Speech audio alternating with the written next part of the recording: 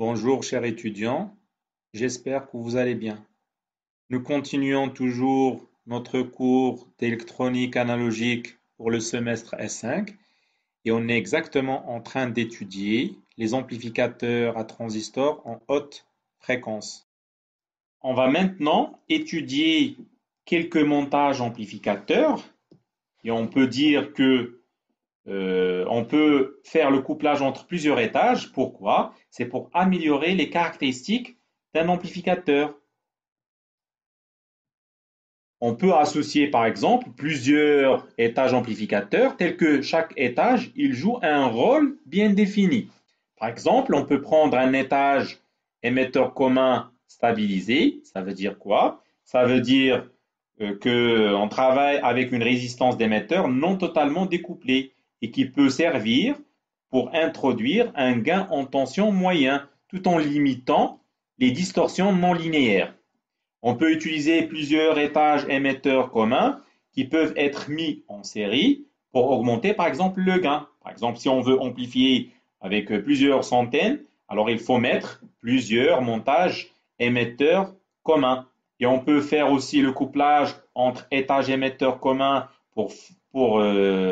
qui peut être fait à travers des étages tampons qu'on appelle des étages collecteurs communs et l'étage de sortie devant fournir une puissance élevée qui peut être un étage collecteur commun, et ainsi de suite. Alors dans ce cas, on peut étudier des montages en cascade, c'est-à-dire des montages qui sont liés à la sortie de l'un, c'est l'entrée de l'autre, avec un couplage qui peut être capacitif, qui peut être direct et qui peut être sous forme d'étages de transistors compounds. On peut utiliser aussi des montages d'Arlington, des étages émetteurs suiveurs, des générateurs de courant, des montages cascode. Donc, on va essayer de voir quelques montages et on va étudier quelques-uns. Bien sûr, on ne va pas étudier tous ces montages-là. Un montage est dit en cascade lorsque la sortie d'un étage constitue l'entrée pour l'étage suivant et ainsi de suite. Par exemple, ici dans le schéma qu'on représente là, donc on a le premier étage, il a comme entrée, c'est l'entrée 1 et sa sortie c'est S1 et cette sortie-là, elle constitue l'entrée pour le deuxième étage et ainsi de suite.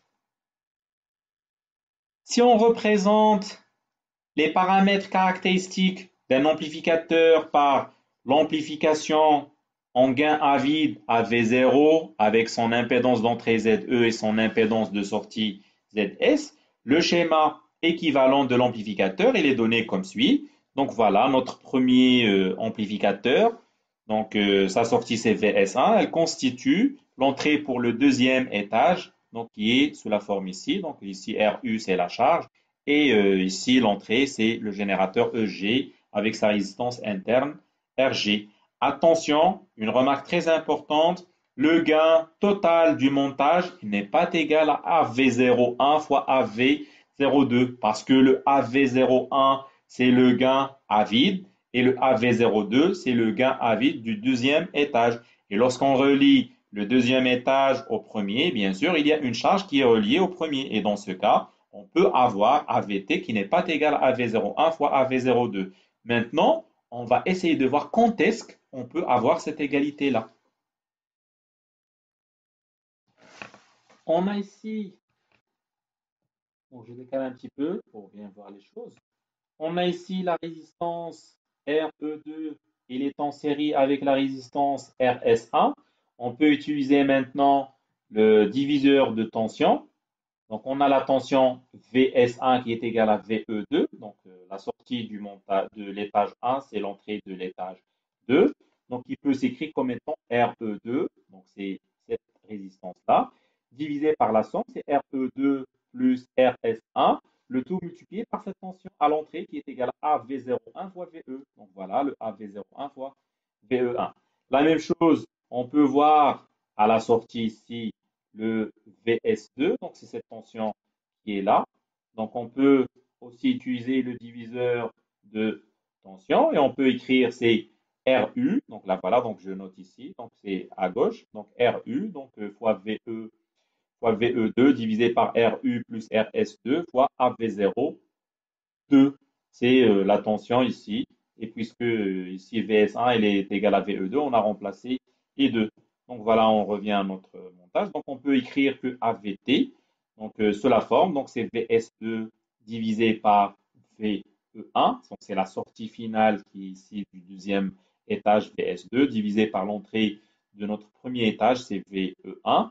Donc sous la forme, donc c'est VS2 sur VE2 multiplié par VE2 sur VE1 et VE2 ce n'est que VS1, donc c'est VS1 sur VE2 et qui est bien différent des deux produits. Pourquoi? Parce que par exemple le premier étage il est lié à la charge RE2 et dans ce cas donc ce n'est plus un montage à vide.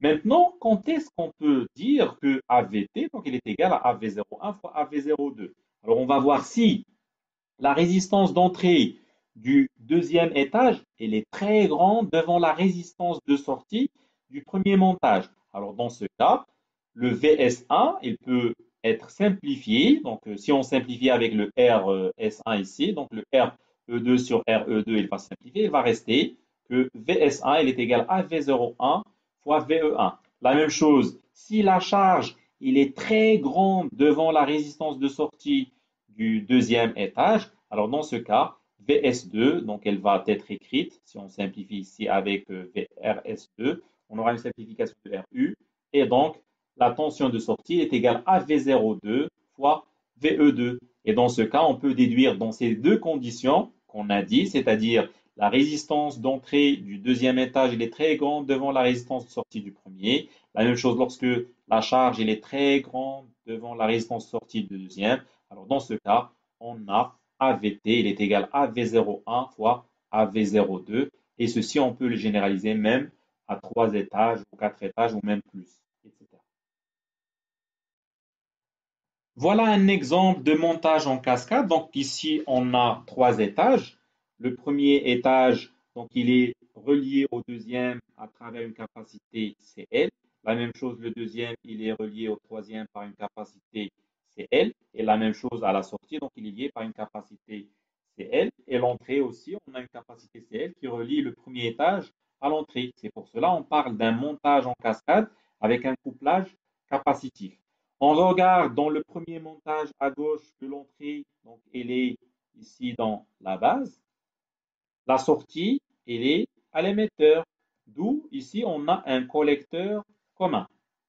La sortie du premier étage, donc elle entre à la base du deuxième, donc ici je vais noter B1, ici c'est E1, ici c'est B2, c'est pour le deuxième étage, et la sortie, donc c'est en C2, donc c'est ici, donc c'est un émetteur commun. Le troisième montage, on a l'entrée, c'est à la base qu'on va noter E3 et la sortie, c'est l'émetteur qu'on va noter E3. Donc il s'agit d'un collecteur commun. Donc on a deux collecteurs communs et émetteurs communs.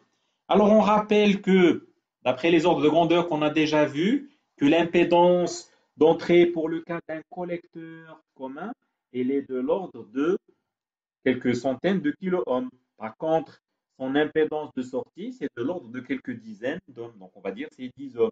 Et pour l'émetteur commun, on a l'impédance d'entrée, c'est de l'ordre de quelques kilo-ohms. Et l'impédance de sortie aussi, c'est de quelques kilo-ohms.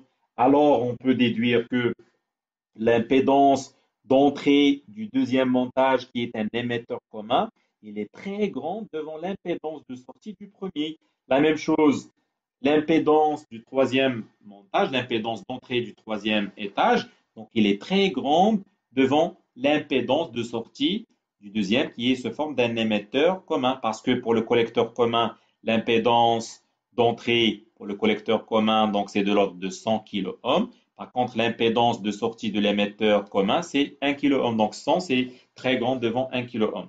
Alors dans ce cas, on peut, d'après ce qu'on a dit juste avant un moment, on a dit que le gain en tension, il peut être écrit comme étant le produit des gains en tension à vide lorsque l'impédance de sortie d'un étage il est très inférieure devant l'impédance d'entrée de l'autre. Et dans ce cas, on peut écrire que l'amplification de notre montage constitué par les trois étages, donc c'est le produit des trois. Et puisqu'on sait que pour le cas d'un collecteur commun, on a le gain en tension, il est égal à 1. Alors, dans ce cas, AV total, ce n'est que AV02, qui est l'amplification à vide pour l'émetteur commun et qui est égal, d'après l'étude qu'on a déjà fait dans le premier chapitre, c'est à peu près égal à moins bêta fois RC sur H11.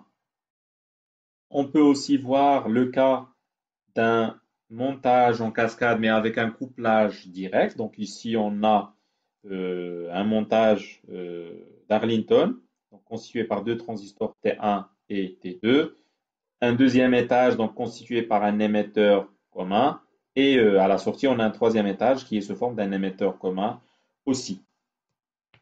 On peut même trouver dans les composants, dans le marché, des transistors ou des amplificateurs se forment intégrés. Ça veut dire quoi, se forme intégrés? C'est-à-dire, à l'intérieur de notre amplificateur, on trouve plusieurs transistors, comme le montre le schéma ici devant vous. Donc, on a un circuit intégré qu'on peut considérer comme étant un seul transistor à jonction équivalent, d'où l'appellation de transistor compound. Ça veut dire quoi? Ça veut dire que c'est un transistor composé ou composite de plusieurs transistors. Donc ces circuits, pourquoi on les utilise? Parce qu'ils renforcent les propriétés des différents montages à transistors bipolaires. Et en conception intégrée, ces transistors compounds servent souvent d'étage dans un amplificateur en cascade. On peut voir maintenant le montage d'Arlington. Donc ce montage d'Arlington, il est constitué par deux étages collecteurs communs qui sont montés comme indiqué sur la figure de droite en cascade. Et le gain, bien sûr, il est égal à 1 parce qu'on sait que pour un collecteur commun, le gain il est égal à 1. Pour l'impédance d'entrée, elle est égale à celle du premier étage ayant comme résistance d'entrée, c'est l'impédance du second. C'est l'impédance d'entrée du second étage.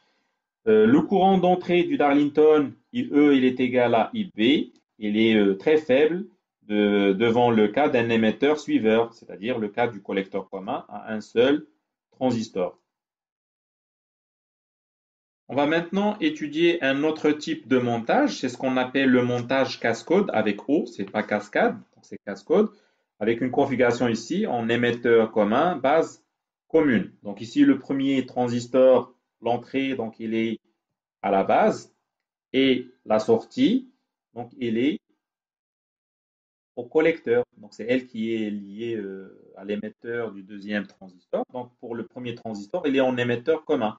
Par contre, le deuxième transistor, donc l'entrée, c'est en collecteur. Donc ici, on a B1, ici C1, ici E1. Ici, on a CE2 et on a P2. Et la sortie ici, c'est au collecteur C2. Donc l'entrée, c'est à l'émetteur E2 et la sortie, c'est au collecteur C2. Donc il s'agit d'un transistor en base commune. Donc pourquoi on utilise cette configuration-là? C'est pour avoir un montage avec un gain de tension qui est stable sur une gamme de fréquences qui est plus large que dans le cas d'un émetteur commun. On va essayer de voir les calculs ici. Donc alors, qu'est-ce qu'on va faire? On va faire le schéma équivalent de notre montage tout entier. Bien sûr, on va se placer en régime dynamique, c'est-à-dire on met à la masse notre générateur de tension continue et on remplace chaque transistor par son schéma équivalent. Donc voilà le schéma équivalent du premier transistor. Donc ici, bien sûr, on a la base, c'est B1. Et là, bien sûr, on a, c'est le collecteur, c'est C1. Et ici, c'est l'émetteur, E1. Bien sûr, le collecteur C1, il est lié à notre, on revient ici, le collecteur C1, il est lié à l'émetteur E2. Donc voilà. Donc ici, on a, donc ça c'est E2. Et entre bien sûr E2 et,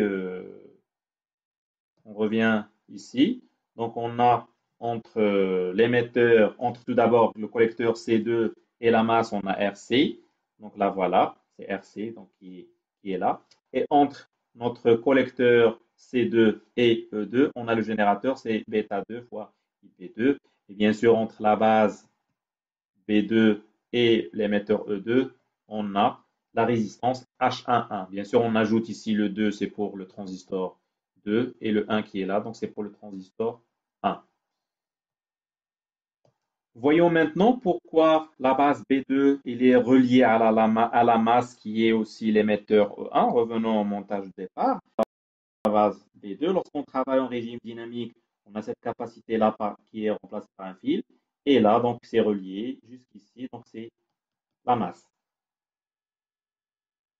La même chose ici, on a le générateur qui est mis à la masse, donc la résistance R1, elle va être reliée en ce point-là, donc c'est la masse, et ce point aussi c'est la masse, donc elle va être court-circuitée. Donc R2 et R1, toutes les deux sont court-circuitées. Il reste la résistance RP qui est entre la base B1 et la masse qui est là. Donc là voilà, donc RP, il est entre la base B1 et la masse. Et bien sûr RC, donc c'est entre le collecteur C2 et la masse. Et voilà donc le montage équivalent. Donc j'efface tout ce que j'ai ajouté ici pour bien voir correctement les choses. Et on va essayer de donner le gain en tension qui est égal à Vs sur Ve. Donc si on fait le calcul, donc Vs, ce n'est que, regardez ici, donc Vs, donc aux bornes de Rc, donc il y a le courant, c'est bêta fois Ib2. Et ce courant-là, donc il donnera Vs, donc c'est égal à moins Rc fois bêta Ib2. Donc on a dit Vs, donc on va l'écrire, donc c'est moins bêta fois Rc fois Ib2. Et le courant en ce nœud-là, donc on a le courant entrant, donc c'est Ib2, donc c'est ce courant-là, donc c'est Ib2, et ce courant-là c'est bêta 2 Ib2, donc on peut écrire c'est bêta 2 plus 1 fois Ib2, il est égal au courant sortant qui est là, ici, donc c'est le bêta 1 fois Ib1. Et on peut simplifier avec le 1 qui est là parce que bêta 2 il est très grand devant 1, donc on peut dire que bêta 2 fois Ib2, c'est à peu près égal à bêta 1 fois Ib1. Voilà, donc on va remplacer maintenant dans l'expression qu'on a déjà établie. Donc ici c'est bêta 2, donc j'ai oublié de mettre l'indice 2. Donc il est égal, donc bêta 2 fois Ib2, donc c'est moins Rc. Bêta 2 Ib2, ce n'est que bêta 1 fois Ib1. On va voir maintenant à l'entrée qu'est-ce qu'on a. Donc on a VE, donc c'est la tension qui est là aussi, donc c'est la même chose. Donc VE, c'est égal à H11, donc avec l'indice 1 du premier transistor, multiplié par Ib1. Et voilà, donc si on fait le rapport maintenant entre Vs et Ve, on simplifie avec Ib1. Donc il reste, c'est moins bêta 1 fois Rc sur H11, indice 1 pour le premier transistor. Un autre exemple, c'est l'étage émetteur-suiveur. Donc ce montage-là, il est simple et son but, c'est d'abaisser l'impédance de sortie d'une source. Il peut par exemple être connecté à un étage émetteur commun, comme indiqué sur la figure qu'on a ici, tel que le premier étage assure un gain de tension élevé et le deuxième une faible impédance de sortie. Donc on peut relier les deux pour avoir une bonne amplification courant avec une très faible impédance de sortie. Un autre exemple, c'est le générateur de courant. Donc, on s'intéresse à un générateur de courant qui donne un courant qui est indépendant de la charge. Donc, qu'est-ce qu'on va faire? On va prendre un transistor et une diode Zener de tension Zener VZ.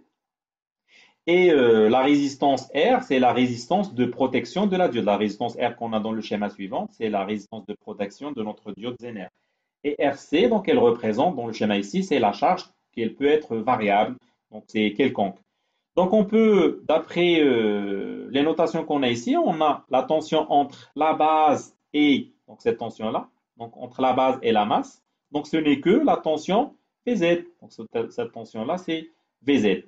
Et on a aussi, on peut écrire que VBM, c'est égal à VBE, donc c'est cette tension qui est là, plus la tension VEM qui est là.